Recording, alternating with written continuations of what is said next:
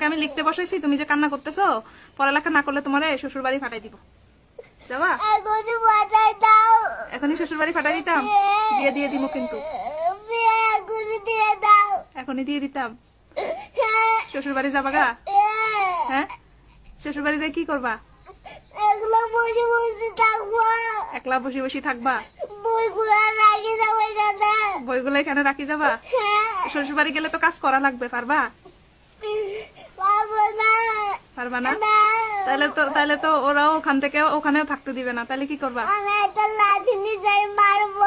একটা লাঠি নিজে কারে মারবা? শ্বশুরকে মারবা?